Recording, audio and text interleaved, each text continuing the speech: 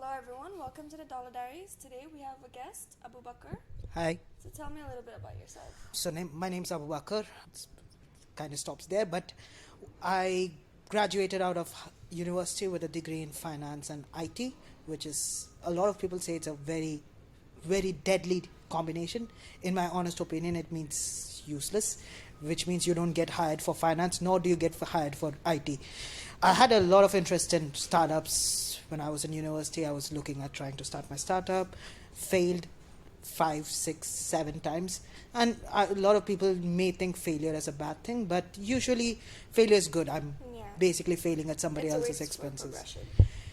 Currently I work at a startup, not my own startup, but I work at a startup as a business analyst. The title says business analyst, but I do basically everything. I do marketing, I do IT, I do finance, I do accounting, a lot of things to do. All-rounder.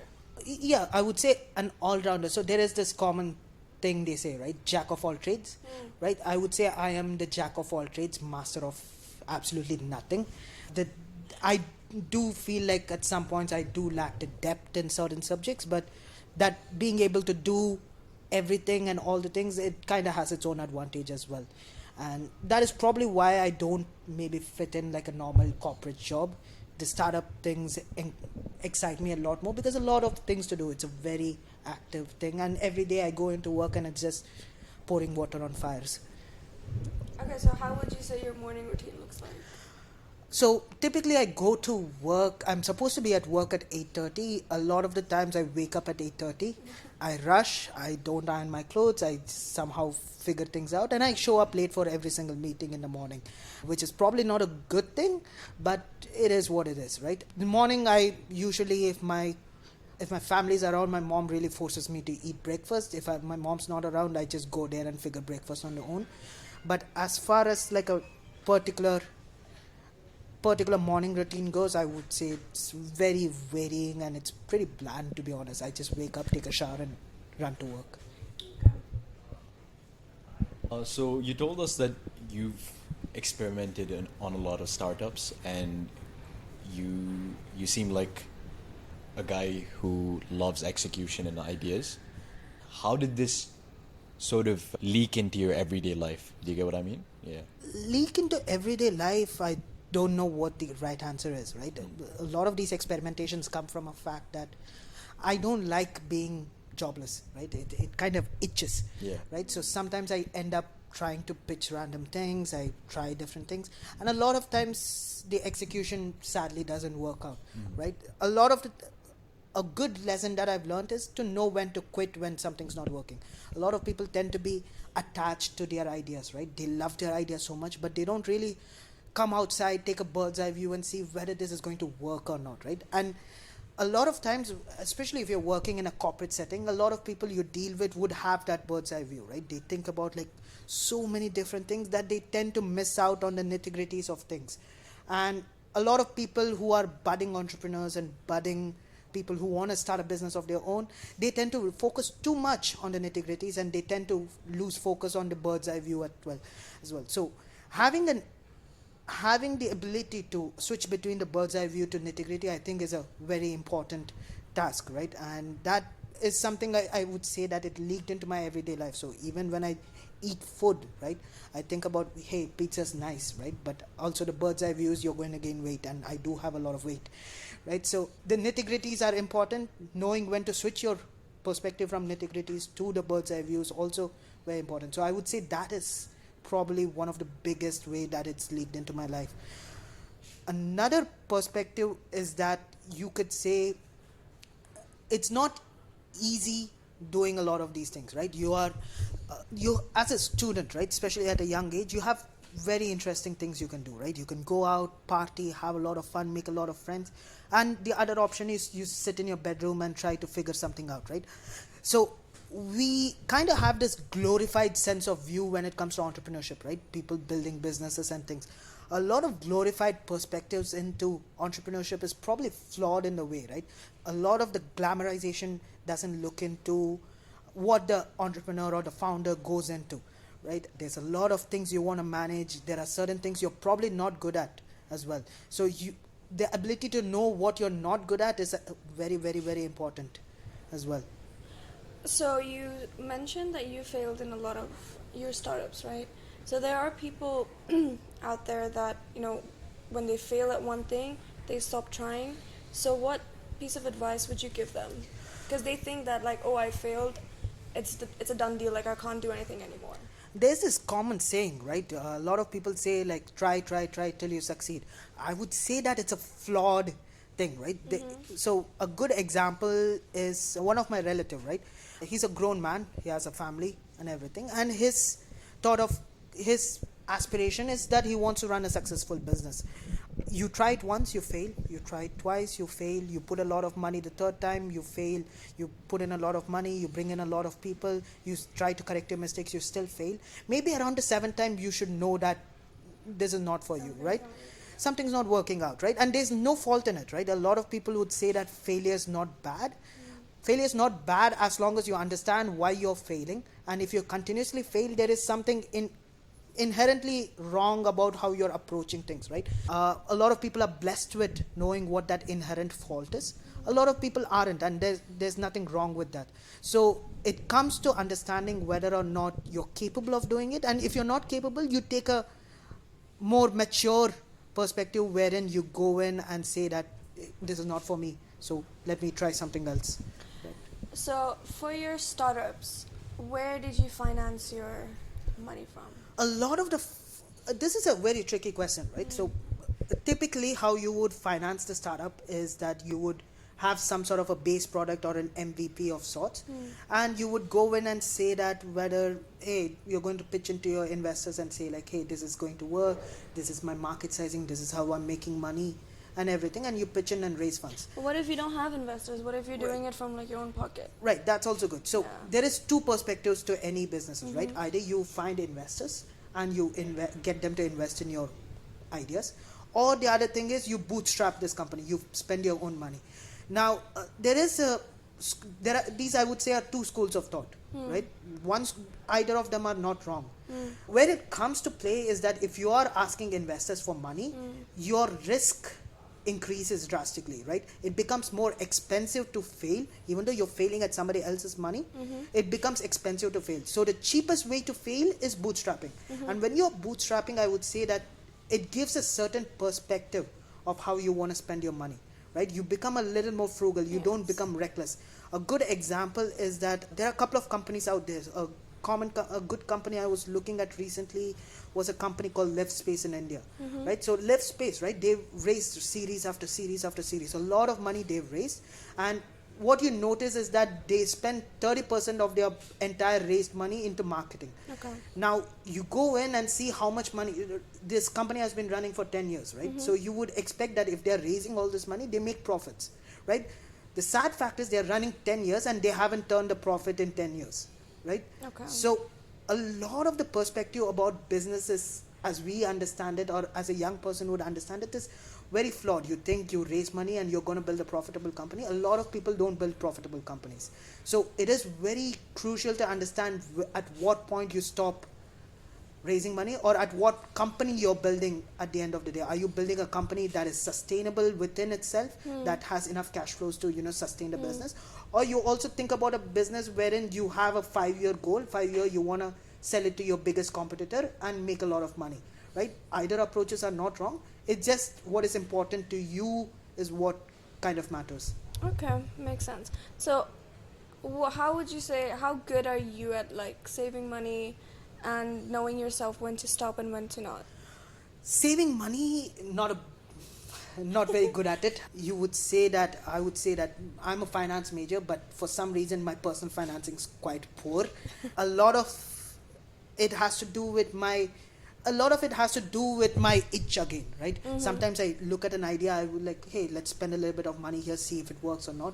And a lot of times it works, a lot of time it fails, most of the time it fails, right? So again, it comes to the perspective of whether or not you want to do, what is the inherent reason you want to do this for, right? If you really truly believe in the idea, then yes. Okay, so to circle back to the question, I'm not very good at it. But do you have a certain approach that you would want to implement when saving money? Currently, what I do is that I know that if I have money lying around, I'm going to spend it, and that is a common thing for all of us, right? So how do you prevent that? So a good way to do that is you invest your money somewhere, or you store it somewhere, right? Okay. Good way to invest is you buy stocks or bonds or ETFs and many other these financial instruments. A good way to save is perhaps put it in gold, right? Gold, I would say, is probably the most reasonable approach for a lot of people, considering that investments and all these financial products requires a lot of research that not a lot of people have And time I would say for. the easiest. It is investing in gold, easiest, yeah. right? Gold, I wouldn't say gold is an investment per se. It's just a store of value for a period of time. I would say it's kind of an investment because you buy it at a certain price, and then when the price increases, you sell it, you get money. Right. You get a lot more money than you have, spent on buying That is a fair Yeah. analysis. Again, ultimately, it depends on what you want, right? If you're looking at gold as an investment vehicle, your approach of how you tackle that investment vehicle is going to change quite a bit, right? True. You'll want to buy it at low and sell it at high. True. But if you're looking at it as a store of value for generations or your entire lifetime, or you're saying that is a safety fund, then your approach would involve not looking at the lows and highs. You'll be buying it at a reasonable price and you'll be storing it at the reasonable price. If it goes too high, you're well and good. If it goes too low, nothing's gonna solve. So it ultimately depends on what your time frame and what your objective is. Would you say gold is sort of better as a long-term investment or short-term trading? Because it's not very volatile, right? Again, it's just a matter of what your objective is, right? Yeah. Even if you're taking a short-term position, you would want to probably have some gold in it as well, right? Yeah. It becomes part of your portfolio, Yeah. right? So it's not an ideal way to categorize whether it's a short-term or a long-term thing. Yeah. It ultimately depends on what your goal is. If you're looking at short-term and you want to take more risky, more volatile positions, Yeah. you might hedge it with gold, Okay. basically. But if you're taking a very long-term approach where you're saying that I want to save money for my education, save money for my marriage, building a home, living a life, retiring early, your perspective would have less volatility technically because you want to have a lot of cash flow down the line. So again, it's a matter of what your objective is. If your objective is to live lavishly right now, you want to have some cash flows right now, Yeah. right? If you want to live lavishly in the future, you want to have cash flows in the future. So your liquidity constraint also comes into play. When do you want to have liquidity? Do you want to have liquidity now, or do you want to have liquidity later down the line? So it's all about objective. There is no, Yeah. it's not a binary Yeah. thing. You use this word hedge. What's the definition of hedge? Hedge is basically, a lot of people tend to confuse it with hedge funds and things. Yeah. But simply put, hedge is basically you're taking a risk, you just want to cap it off somewhere, right? Either you want to have zero returns or you want to reduce your returns at some way. That is how I would define hedge, which is very different from what your hedge funds typically do.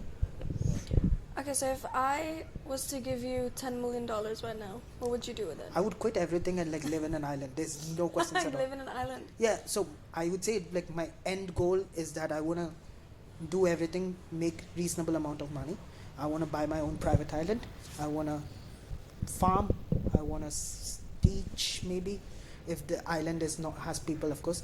But I want to teach, and ideally I want to retire before they kick me out, right? So they typically kick you out at 60, right? I want to retire at 40 and call it a day. No wife? It's a complex question that I would preferably not answer. All right. If my mom sees this, she's gonna. All right. You want to keep it halal? Again, tough question. Yes, as much as possible. Right. Not as much as possible. Pray, mom, it's very halal. But I would say that whether you want to get married or everything, ultimately it's about objective. My objective is I want to be happy, right? I don't think any amount of money is going to bring you happiness, right? And I think that's a poor person thing to say. But I would say that if you're comfortable, Yeah. if you have enough money to be comfortable, and your comfort can vary. You could be comfortable with $5 in your pocket. You could be uncomfortable with millions and millions and millions of dollars as well. So how much money you want to make is ultimately about how much comfort do you want. For me, the comfort level I would say is that I want to buy whatever I want. Yeah. and not worry about it, right? Yeah. That I would say is comfortable, right? If I make $1 more of it, I'm indifferent to it. It doesn't really reduce my comfort. Yeah, there's also this research done that beyond $75,000, people don't show any, like, they're not extra happy that they're earning. It's 75,000 is basically the cap of contentment. Beyond that is like just they're chilling, you know, they're happy. Again, What would you say to that?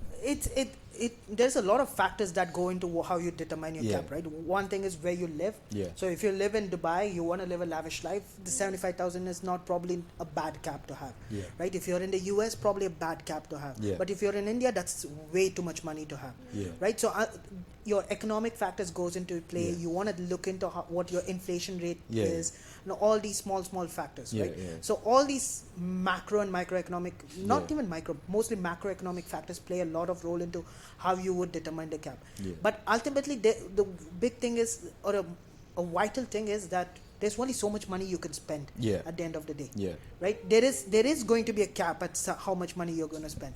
Right? Your first Lamborghini is probably going to feel good. Your 90th Lamborghini doesn't feel that great. Jamila says otherwise.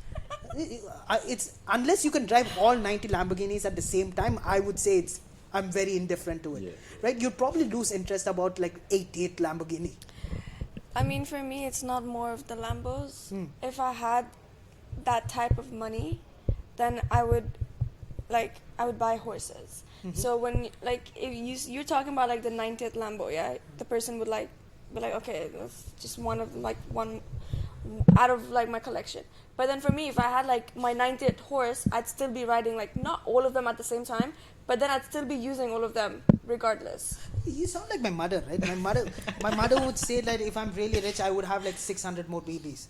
Right? Right? That doesn't necessarily make it the right answer, right? So again, it's a very perspective, very personal thing, right? To me, success means X. To you, success means Y, right? To me, success means owning one Lamborghini. To you, it might be owning 90 horses, right? Not 90. How many horses See, do you I own? feel like 15? Yeah. I think Elon Musk can like push in. Like there was this one story, right? I don't know which one, where it was. Like he was like offering horses, like to keep somebody shush. Yeah. Yeah, it's a very huge story. Like out, right? So you might want to try your luck somewhere. I feel like if Jamila buys the horses, you'd probably be the one betting on those horses. I don't like to gamble. I hate gambling. See. Gambling, it's itchy, right?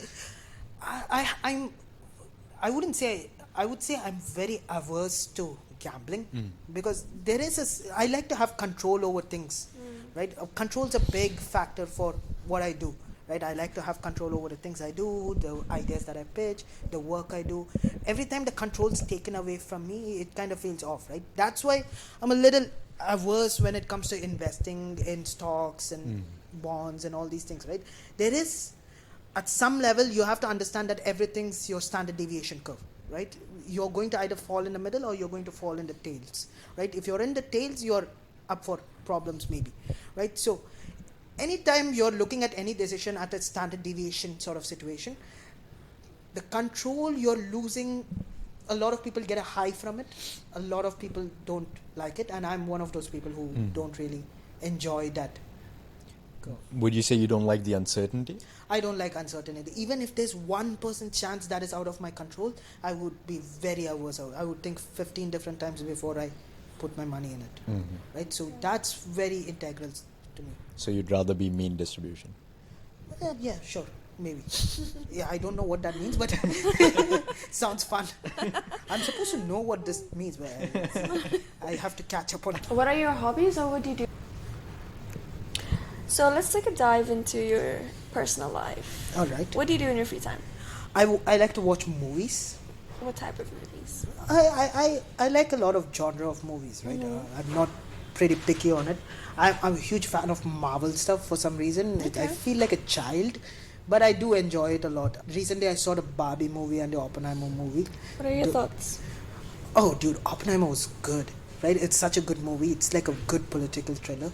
It is a little complex of a movie. I wouldn't say it's like a movie for high IQ people, but I would say it's a movie that requires a lot of attention to details. There's a lot of back and forth dialogues, right? People are talking so quickly, right? So you want to be very careful. Maybe the second watch you'll pick up on things that you probably didn't have. I watched Barbie recently.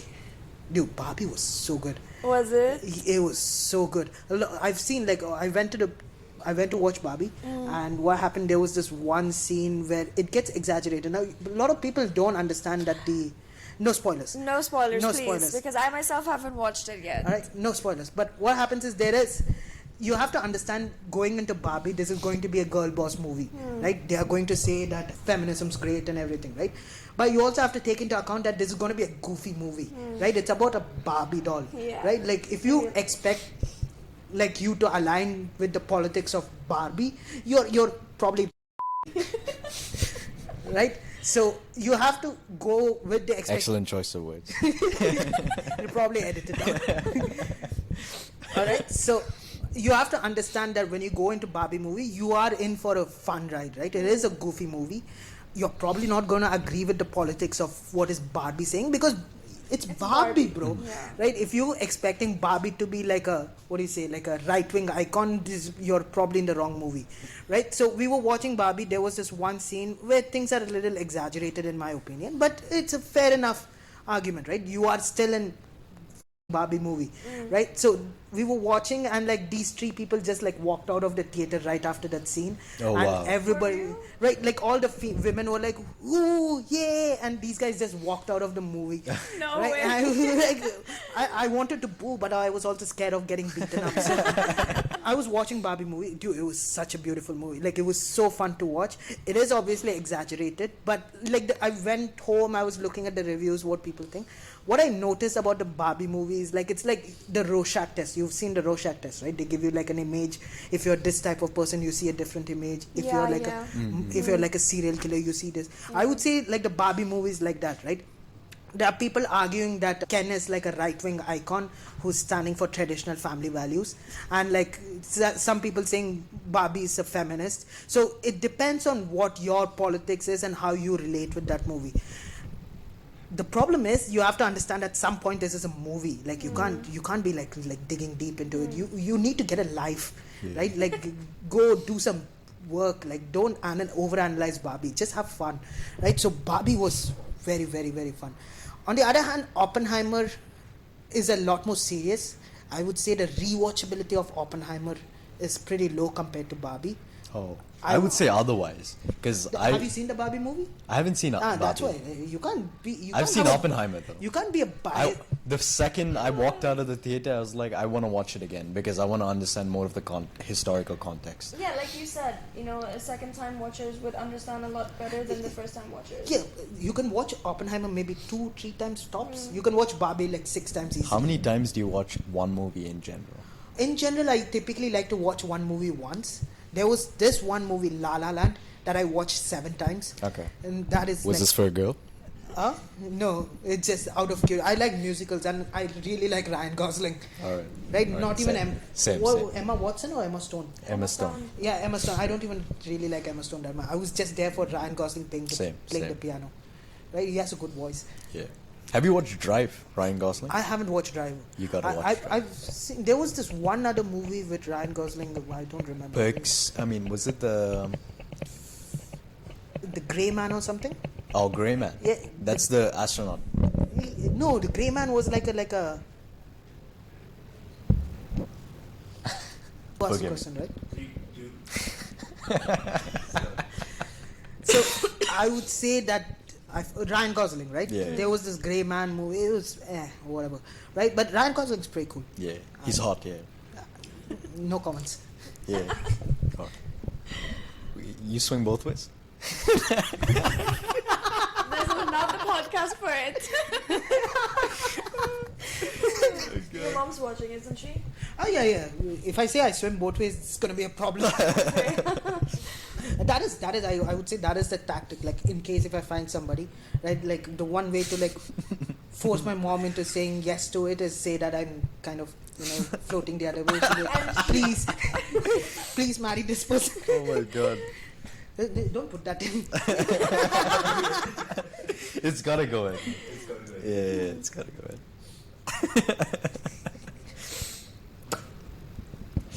What are your thoughts? Have you watched Oppenheimer? No. Not yet. But I'm gonna watch Barbie. You've not watched Oppenheimer or Barbie? I went for first day for sure. Which one? Oppenheimer, How is 8 a.m. dedication? That's a lot of dedication. That's it. Wait, you went IMAX? IMAX, what's that? Mall of the Emirates. Mall of it. Emirates. Yeah, I went to Dubai Hills Mall, right? Okay. They had like these reclining seats that like you like. Nakheel Mall has amazing cinema. Nakheel Mall? Have you guys tried that? Nakheel Mall? No. Oh my god, you guys are missing Dude, this out. one like there was like a reclining seat and everything. I just wanted to sleep. So a good thing to know if you're going for Oppenheimer, don't go after work. You're probably gonna sleep off, right? You want to sleep off so badly after that, right? Because the story is like, I would say Oppenheimer, they could have easily cut out like 20 minutes, right? There is a twist at the end which I don't want to spoil, but like as soon as the twist is there, they could have cut off the movie, right? So the twist happens, we are also amazed by that twist, and then there's like a lot of drag that they could have probably cut off. So I would say it's a little too long. If it was a little shorter, it would have been a much better movie probably. But the part where Mother Teresa comes is lit, right? There's Mother Teresa in the movie. What are you doing? Why? There's Mother Teresa. She said no spoilers, so I'm just trying to talk I to just her. thought. Okay, now I know what it is. I just thought Max Verstappen was there like going. Vroom. Oh, yeah. So annoying. Right. Yeah. Okay, so Emmanuel's behind the camera telling that you're fighting for the cameras. Not the cameras, sorry, the mics. Right? Fighting for the camera, I don't know. No. No way. Oh god. How do you Are fight we for the camera? are we going? We're still going. We're Are we going going? on. Okay, stop fighting for the mics. I'm just competitive. So in the nature. reason why we have one mic, right, is because like we like to say that it's practice for you so that you don't over talk each other, but in reality we just don't know how to get the third mic to work. Yeah. Right? So don't say yeah. Seems like your Laugh. problem. Yeah, it seems like your problem. Actually. Yeah. Hey, it is my Emmanuel's problem behind the scenes. Hey, it's probably Emmanuel's Yeah. problem. Alright, outro? Just you're welcome like that? No way. Just Thank you for being here. okay. Thank you for being here, Abubakr. You're welcome. And thank you guys for watching us. Until next time.